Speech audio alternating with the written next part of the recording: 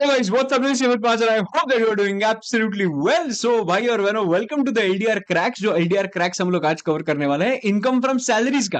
ना देखो, income from salaries का आज करेंगे। हम लोग ने पहले कौन से किए? सबसे पहले we had done capital gains, then residential status, then house property, then PGBP, then IFOS. ये सब कुछ अपने हो चुके हैं। अभी हम लोग करेंगे इनकम फ्रॉम सैलरीज का एलडीआर क्रैक्स। देखो, सैलरीज ना बहुत सिंपल है। सिंपल मतलब प्लेन है, इसमें कुछ ऊपर नीचे कॉम्प्लिकेशन ज्यादा यूजुअली नहीं डालते एग्जाम्स के अंदर, बिकॉज है भी नहीं एग्जाम्स के अंदर कॉम्प्लिकेशन के लिए, बिकॉज लोगों को मालूम है कोई पढ़ता ही नहीं है chapter.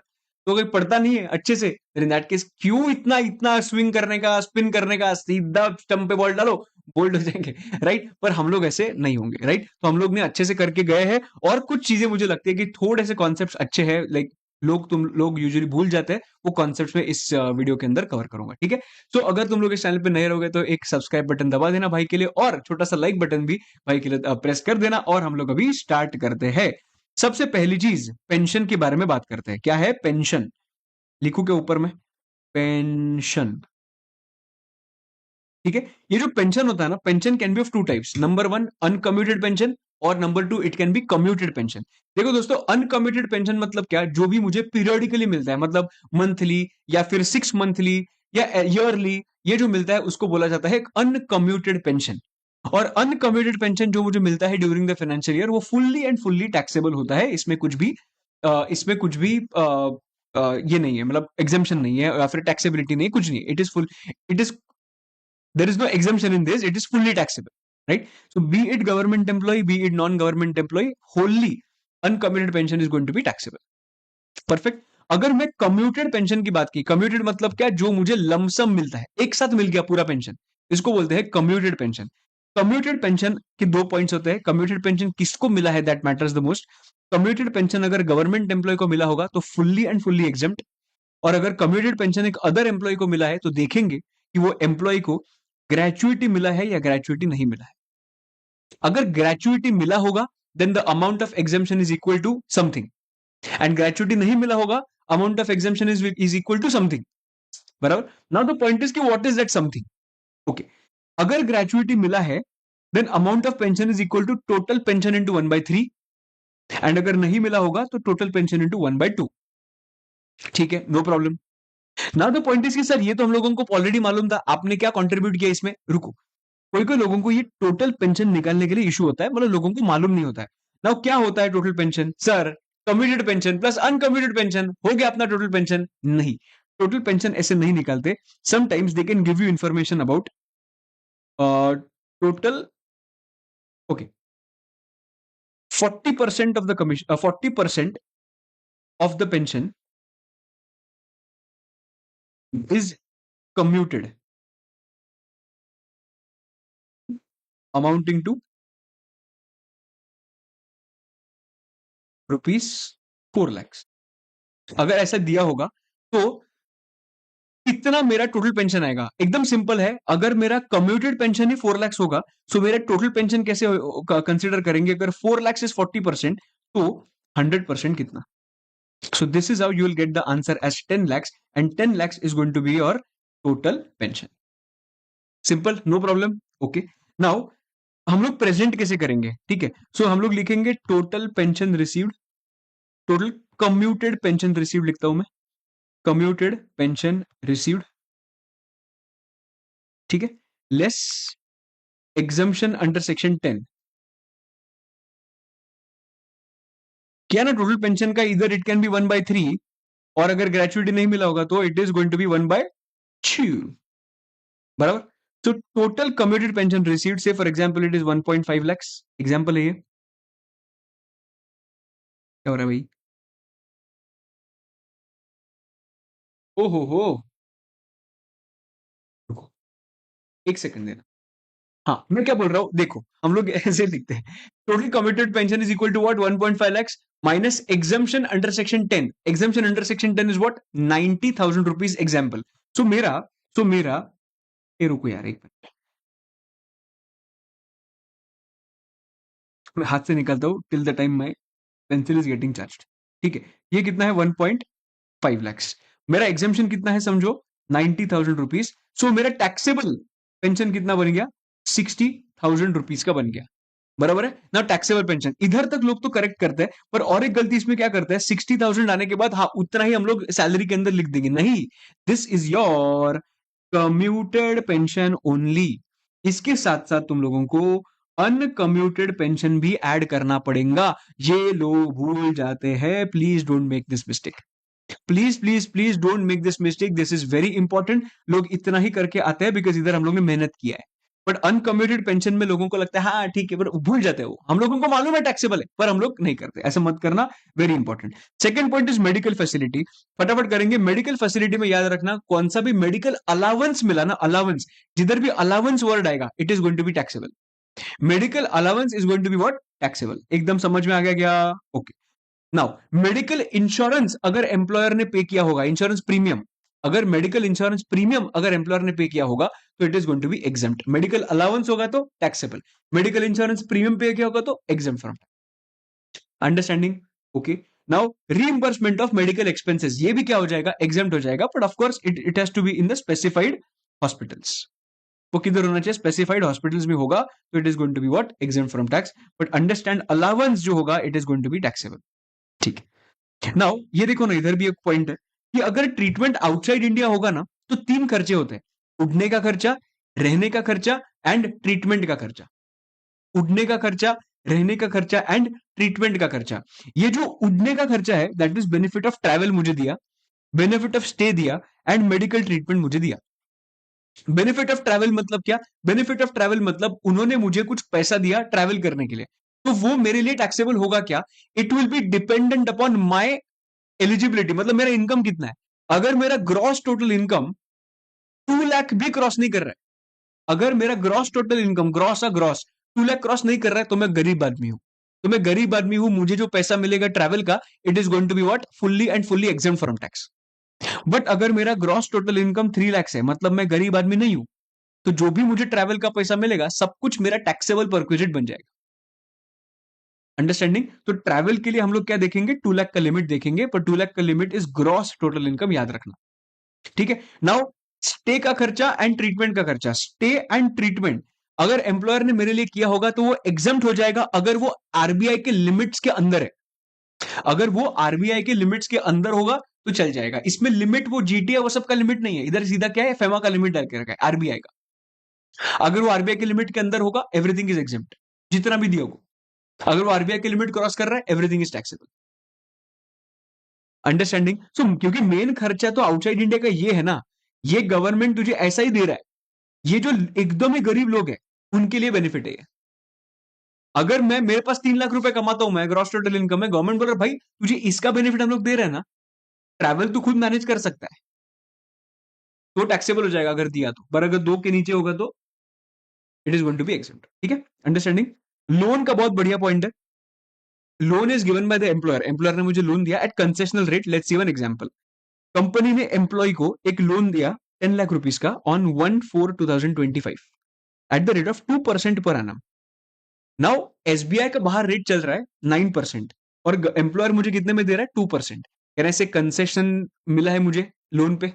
Yes, so employee has been given a concession of the interest rate to the extent of 7%। ठीक है। सो परक्विजिट कितना होना चाहिए, 10 lakhs into 7%, that is 70,000। Perfect, 70,000 rupees मेरा परक्विजिट होना चाहिए सर, एकदम परफेक्ट है। ओके।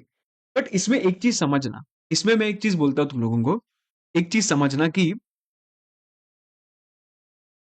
ये जो 10 lakhs है, 10 lakhs, what if I start repaying 10 lakhs का अमाउंट थोड़ा थोड़ा थोड़ा, मतलब मैंने 1 लाख पे किया, 1 लाख पे किया, 1 लाख पे किया, एवरी मंथ में 1-1 लाख पे करना स्टार्ट किया, या फिर जो भी मेरा रीपेमेंट का अमाउंट होगा, always remember to consider the outstanding amount as on the last day of the month. Sir नहीं झेपा, सर नहीं झेपा, नहीं झेपा, नहीं झेपा, इधर आओ।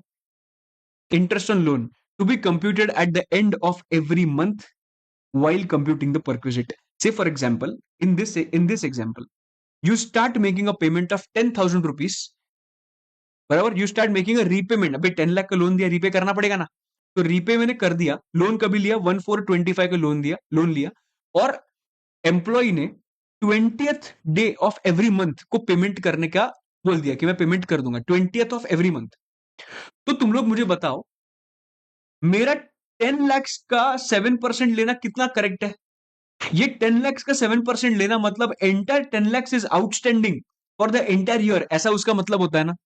सो गवर्नमेंट क्या बोलता है मालूम है तुम लोगों को, जो इंटरेस्ट लेना ना, इंटरेस्ट वो क्या ऐसा नहीं लेना है सिर्फ 10 lakhs into 7%, because I am repaying some amount, so मेरा आउटस्टैंडिंग अमाउंट कम कम कम कम कम कम हो रहा है। सो तुम लोगों को जब इंटरेस्ट कंप्यूट करना होगा ना, वो इंटरेस्ट तुम लोगों को एवरी मंथ के एंड पे कंप्यूट करना पड़ेगा। क्या करना पड़ेगा? एवरी मंथ के एंड पे। तो तुम लोग मुझे बताओ, फर्स्ट पेमेंट कभी हुआ बताया मैंने? फर्स्ट पेमेंट मैंने कभी हुआ बताया? अरे यार, एक सेकंड।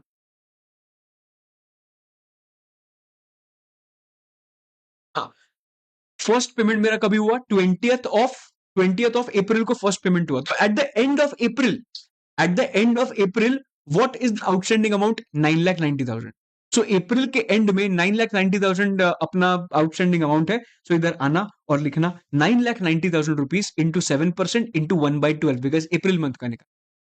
मई के भी 20th को पेमेंट होगा। सो मई का एंड अगर देखा तो कितना आउटस्टैंडिंग दिख रहा है? 9,80,000। तो इधर क्या लिखूंगा? 9,80,000 इंटू 7% इंटू 1/12। ये मुझे एवरी मंथ का करना पड़ेगा फॉर द एंटायर ईयर।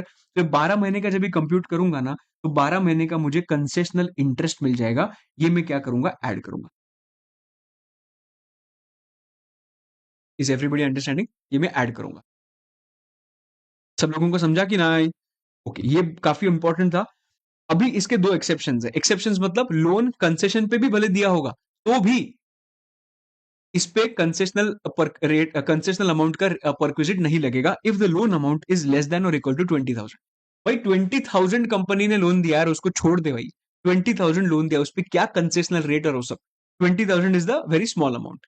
बाद में अगर अगर कंपनी ने लोन दिया है at concessional rate to the employee for some specified disease, loan दिया होगा, देन इन दैट केस वो लोन 20,000 के नीचे हो या 20,000 के ऊपर हो, it does not matter.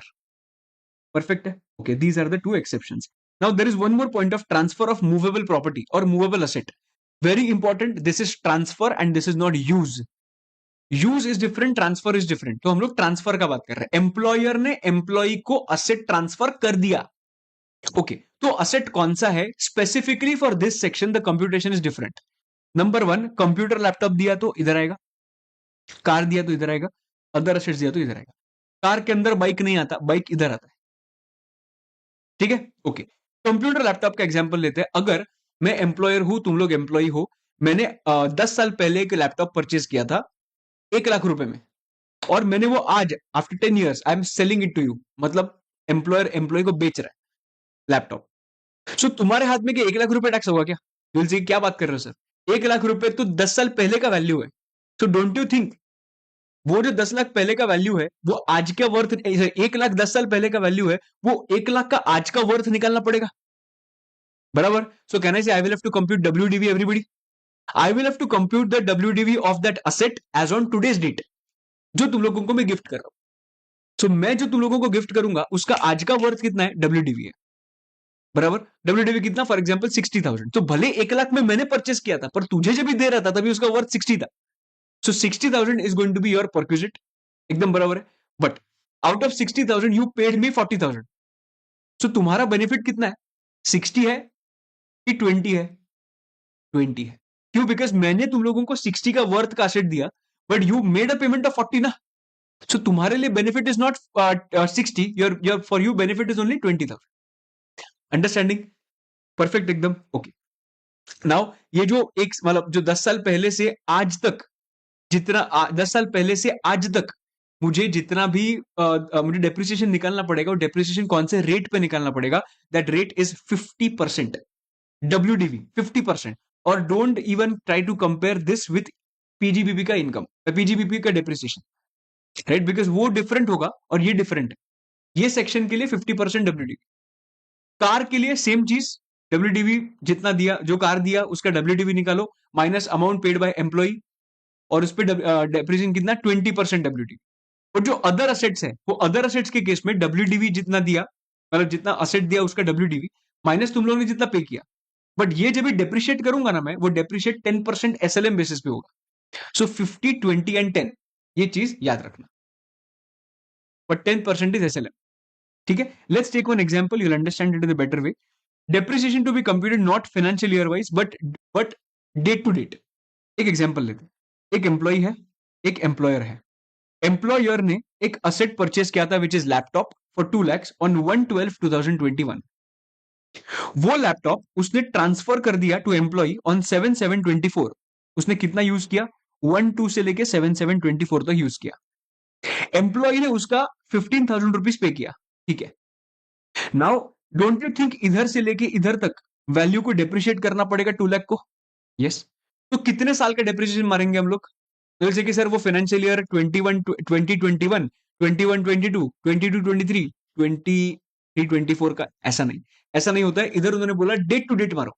Date to date मतलब 1/2/2021 से लेके 31/1/2022.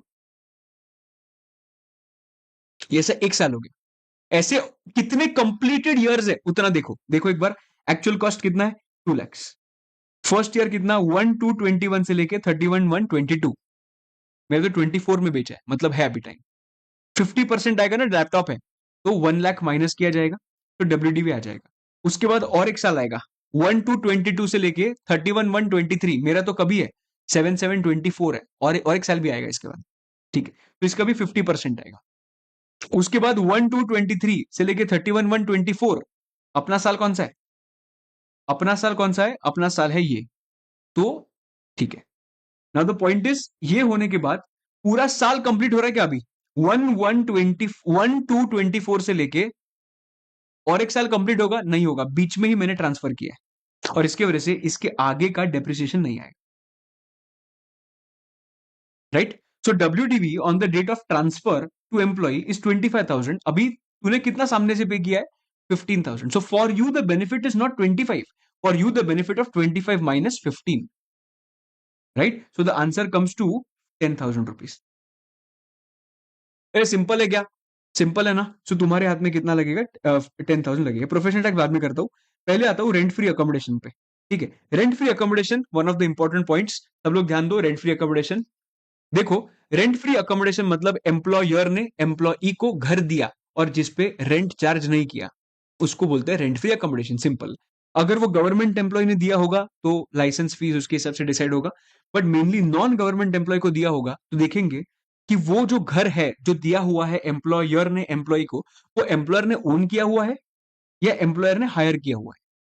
If it is owned by the employer होगा, if it is owned by the employer होगा, then in that case perquisite कैसे करेंगे? See, owned by the employer के case में it depends upon the area in which the house is situated. अगर वो house is situated in the area जिसके अंदर का population is up to 15 lakhs, then it is going to be 5% of salary. I will tell you what is salary. बराबर. If the population is between 15 to 40, मतलब more than 15 up to 40, then it is going to be 7.5% of salary. और अगर more than 40 होगा, for example Mumbai, Delhi, then in that case perquisite is going to be 10% of salary. So 5, 7.5 and 10. बराबर. Sir, what is the meaning of salary? Salary मतलब A B C D M. A B C D M. A मतलब क्या? Taxable allowances. I did not say allowances, I said taxable allowances, मतलब allowances after reducing the exemptions. याद है क्या वो education का 100 rupees per month? अभी मुझे मिला अलाउंस, पर उसमें से 100 रुपीज पर मंथ माइनस करो और उसके बाद जो टैक्सेबल अलाउंस बचेगा वो लेके आओ. ठीक है. बाद में आता है बोनस, बेसिक सैलरी. बाद में सी मतलब commission, any commission, not only turnover commission. बाद में dearness allowance in terms only, and M is other monetary income other than perquisite. ठीक है. So ABCDM is going to be your salary. Simple. Sir अगर वही accommodation जो employer ने दिया है, what if that is hired by the employer? What if that is hired by the employer? If it is hired by the employer, then in that case it is 10% of salary और lease rent paid whichever is lower. 10% of salary और lease rent paid whichever is lower. Understanding? It is not higher, it is lower. Yes, it is very hard to believe कि government ने ऐसे lower कैसे दे दिया taxable के लिए. Yes, but it is lower and not higher. और salary का डेफिनेशन सेम आएगा इसमें. ए समझा क्या? पॉज करके एक बार रीड करो मस्त.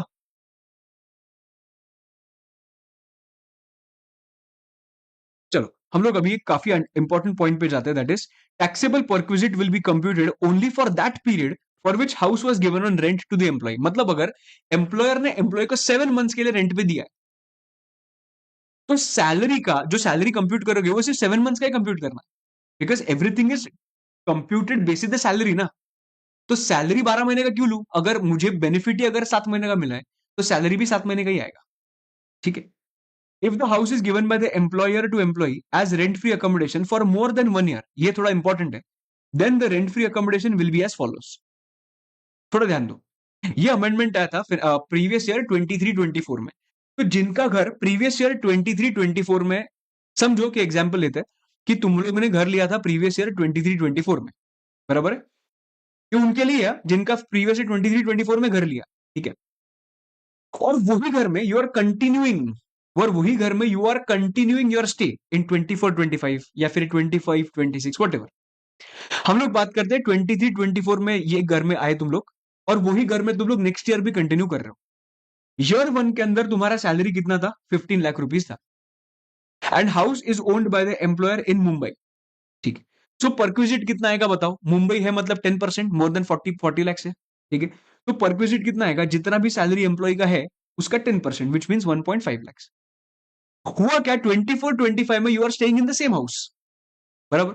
और हुआ क्या कि इसका सैलरी ना जंप हो गया 15 लाख से लेके 25 लाख तक। अभी गवर्नमेंट बोलता है अच्छा सैलरी जंप हुआ तो तेरा तुम्हारा परक्विजिट भी जंप होगा। मैं गवर्नमेंट को बोलता हूं मेरा परक्विजिट क्यों जंप होगा, अगर मैं स्पेसिफिकली चीज बोल रहा हूं कि मैं सेम घर में रहता हूं, मानता हूं मैं मानता हूं इन्फ्लेशन बढ़ता है, पर इन्फ्लेशन तुम लोग घर का देखो ना, इन्फ्लेशन तुम लोग मेरे सैलरी का इन्फ्लेशन क्यों देख रहे हो, मेरा सैलरी बढ़ गया इसका मतलब मेरा घर का रेंट फ्री अकोमोडेशन बढ़ गया। तुम लोगों को गलत नहीं लगता ये चीज, मेरा सिर्फ salary, see this is the over dependence on salary. अगर मेरा सैलरी आज 15 लाख का 60 लाख होता, 15 का 60 होता, तो 60 लाख पे मुझे रेंट फ्री अकोमोडेशन देना पड़ता परक्विजिट करके।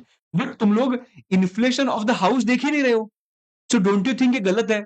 And that's why they came up with an amendment and they said that, इधर तुम लोग मुझे बताओ इसका आंसर कितना आएगा, 25 लाख का 10% मतलब 2.5 लाख। बट ऐसा मत करना। If you are continuing with the same house in the next year, you index the earlier perquisite.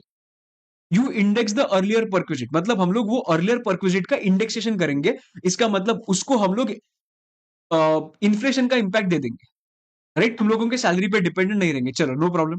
तो here my taxable perquisite is totally based on salary value of the house is not related to taxable perquisite. Value तो देखो घर का कितना बढ़ रहा है, तो देख ही नहीं रहे तुम लोग। इन्फ्लेशन कितना बढ़ रहा है तुम लोग देख ही नहीं रहे, मेरा सैलरी कितना बढ़ रहा है देख रहे हो, गलत है ना यार। तो rent free accommodation will be computed using indexation. अभी 23-24 का इंडेक्सेशन CIIS 348, 24-25 का 363।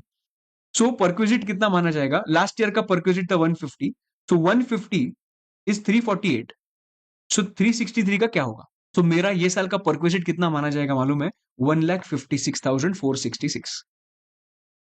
Are you understanding this perfect एकदम। तो ये एप्लीकेबल होता है only when your first year is 23-24। Perfect, no problem. Okay. Pay scale करके there is one concept. Pay scale के अंदर क्या होता है, पे स्केल ना कभी कभी वो लोग ना सैलरी देते नहीं है, और अगर यही नहीं आता है तो कौन सा आगे का सैलरी का क्वेश्चन आएगा ही नहीं। तो ध्यान देना, mister Amit joined railways as on 1/6/2011 on a pay scale of 10,000, 1,000, 12,000, 2,000, 18,000, 3,000.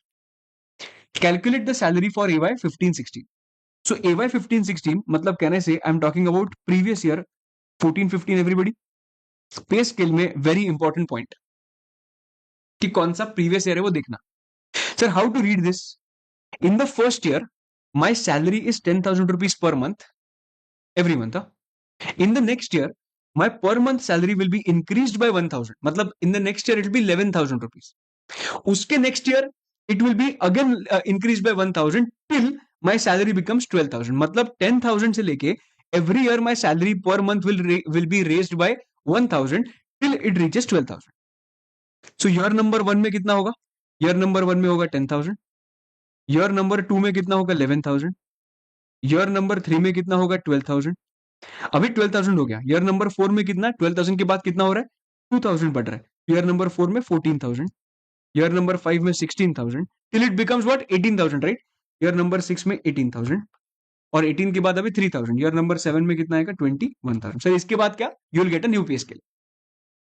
ठीक है, तो ये सब में तुम लोगों को प्रीवियस ईयर 14-15 का निकालना है, राइट। सो 14-15 का निकालने के लिए इधर भी जो तुम लोग कंप्यूट करोगे, ज्वाइन कभी किया उसने 1621 को ज्वाइन किया, सो 1621 ने 1611 को ज्वाइन किया। सो हम लोगों को इधर भी डेट टू डेट सैलरी चाहिए, डेट टू डेट सैलरी। सो एक साल जो है वो फाइनेंशियल ईयर वाइज नहीं, डेट टू डेट होगा, जो दिन से ज्वाइन किया उधर से लेके एक साल, 10,000, 11,000, 12,000, 14,000। अपना साल कौन सा है 14-15। 14-15 स्टार्ट कब से होता है 1 4 14 से लेके 31 3 15। Everybody clear, no problem. मुझे बताओ इसमें हम लोग किधर फॉल होंगे, can I say I will fall your 12,000 rupees का 2 महीना इधर आएगा ना, देखना correct. So 12,000 rupees into 2 months, April and May, and 14,000 rupees into 10 months. So देखो salary for previous year 14-15 is 12,000 into 2, 14,000 into 10, 1,64,000। I hope you are absolutely clear with this part. So तुम लोगों को पे स्केल ऐसे आगे लेके जाना है सो दैट अपना रेलेवेंट ईयर का क्या अमाउंट है वो अपने को समझ में आ जाएगा। परफेक्ट है, मैं आगे बढ़ता हूं with the last part which I want to discuss, that is professional taxes. Professional taxes paid by the employer, sorry paid by the employee, okay. Professional taxes जो है वो प्रोफेशनल टैक्सेस ओल्ड स्कीम के अंदर मुझे deduction करके मिलता है under section 16, ठीक है, डिडक्शन करके मिलता है। मैंने अगर प्रोफेशनल टैक्सेस मेरी खुद के लिए पे किया होगा तो उसका मुझे क्या मिल जाएगा, डिडक्शन मिल जाएगा। प्रोफेशनल टैक्सेस मेरे खुद के लिए पे किया होगा तो उसका मुझे क्या मिल जाएगा, डिडक्शन मिल जाएगा, बिकॉज मैंने खुद पे किया है। अगर एम्प्लॉयर मेरे लिए पे करता है तो, अगर एम्प्लॉयर मेरे लिए पे करता है तो भी मुझे डिडक्शन मिल जाएगा। सर क्या बात कर रहे हो, एम्प्लॉयर मेरे लिए पे करता है मुझे क्यों डिडक्शन मिलेगा, क्योंकि मेरे नाम पे कर रहे हो। सर क्या, वो मेरे नाम पे कर रहा है, सर क्या बात कर रहे हो, वो मेरे नाम पे कर रहा है तो क्या होगा, मेरा जेब तो नहीं फटा ना। तो मुझे तुम लोग को अभी तुम लोगों को ये भी चीज समझता होगा कि एम्प्लॉयर अगर मेरे नाम पे किसी को पे कर रहा है, why will I get the benefit of deduction, भले मेरे नाम पे हो, मेरा जेब फटा ही नहीं है तो डिडक्शन काय का। तो बात तुम्हारा बराबर है, पर एक चीज याद रखना, एम्प्लॉय पे करो या फिर एम्प्लॉयर पे करो, दोनों को डिडक्शन तो मिल जाएगा, but understand the difference. Employee ने खुद पे किया तो डिडक्शन लो, एम्प्लॉयर ने मेरे लिए पे किया तो पहले परक्विजिट में ऐड करो बिकॉज मेरे लिए बेनिफिट है, and then you reduce it, then you reduce it. 2,000 rupees amount paid by the employer as professional tax. So 2,000 rupees first will be added to perquisite and then you take a deduction of professional taxes. So nullify हो गया ना benefit? Yes. Understanding everybody? Okay. Yes. So ये professional taxes में गलती मत करना। और एक चीज है कि सर मुझे बताओ, can my professional tax be 15,000 rupees? Can by professional tax भी 15,000? सर मैंने सुना था कि कुछ 2,500 के ऊपर जा नहीं सकता है करके। देखो प्रोफेशनल टैक्सेस जो होता है वो देयर इज अ पॉसिबिलिटी कि मैंने 10 इयर्स का प्रोफेशनल टैक्स एक साथ पे कर दिया, हो सकता है ना, तो मेरा 15,000 तो हो सकता है, मैं एक साथ पे कर सकता हूँ। So don't challenge the question कि सर आपने कैसे दिया, क्वेश्चन के अंदर क्वेश्चन मतलब इंस्टीट्यूट को चैलेंज मत करो कि नहीं इसका वैल्यू तो इसके ऊपर जा ही नहीं सकता, नहीं, जो दिया है देयर इज अ पॉसिबिलिटी कि it can be of multiple years, that's why it can be more than 2,000। Understanding everybody? Yes. So ये अपना basically income from salary done and dusted हो जाता है। इसके अंदर और एक चीज है दैट इज इंटरेस्ट का एक पॉइंट है सेक्शन नंबर 17 के अंदर। वो इंटरेस्ट का पॉइंट मैंने सोचा कवर करता हूं, पर मैंने बहुत अच्छे से अलॉन्ग विद एग्जांपल मेरे सुपर रिवीजन में सैलरी के कवर किए हैं। तो प्लीज एक बार वो सुपर रिवीजन भी देखना, मैं इसका लिंक जो है सुपर रिवीजन का मेरे डिस्क्रिप्शन बॉक्स में डाल दूंगा। Are you understanding? यस। तो दोस्तों आई होप दैट ये छोटा सा वीडियो आधा घंटे का तुम लोगों को हेल्पफुल लगा होगा। If yes, please it's a request, if you can drop your reviews in the comment section, it will be very helpful for me, and अगर तुम लोग ने कमेंट डाला तो बहुत अच्छा भी मुझे लगता है पढ़ के। यस दोस्तों, चलो आज के लिए इतना ही। ये पीडीएफ तुम लोगों को मेरे टेलीग्राम ग्रुप में मिल जाएगा, टेलीग्राम ग्रुप का लिंक मेरे आपको डिस्क्रिप्शन बॉक्स में मिल जाएगा। चलो आज के लिए इतना ही। Thank you so much guys, I will see you in the next video. Till then bye bye, see you and take care, bye.